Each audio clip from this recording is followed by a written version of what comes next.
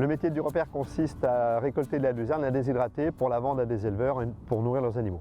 Nous avons 2000 hectares de luzerne en contrat environ. Les surfaces sont plutôt stables, voire haussières. Alors, un chantier de récolte commence par la fauche. Donc on fauche la luzerne le lundi par exemple, on l'endaine le mardi, on la ramasse le mercredi. Le fait de la ramasser entre 40 et 50% d'humidité nous permet de ramasser toutes les feuilles et d'avoir un produit de très bonne qualité. Le fait de la récolter entre 40 et 50% d'humidité nous permet justement d'emmener tout le produit à l'usine et de ne pas en perdre au moment de la récolte. Alors la protéine se trouve dans les feuilles, c'est pour ça qu'il faut récolter humide afin de ramener les feuilles à l'usine qui sont beaucoup plus fragiles que la tige. Le matériel de récolte que nous avons est du matériel très spécialisé qu'un agriculteur seul ne pourrait pas financer. L'endaineur est un endaineur à tapis qui permet justement de relever l'andain et le transporter par tapis pour éviter justement la perte des feuilles.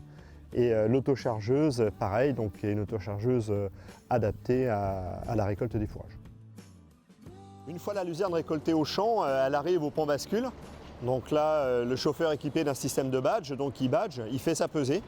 Il vient vider ici sur la plateforme et il y a un prélèvement qui est fait, un échantillon qui est fait représentatif, qui est donné à la personne qui s'occupe de la partie séchage pour le passer à l'étuve et déterminer l'humidité.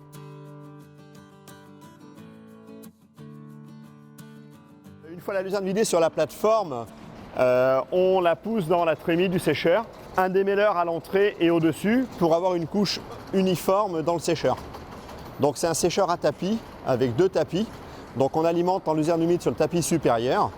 La luzerne va au bout, tombe sur le tapis inférieur et revient pour sortir sèche.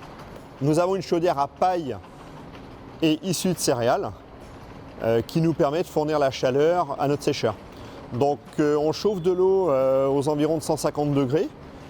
Et donc on alimente 2 échangeurs à l'entrée du sécheur. En sortie de sécheur, la luzerne est mise en balle et après sert à faire soit des granulés, soit de la vente en balle.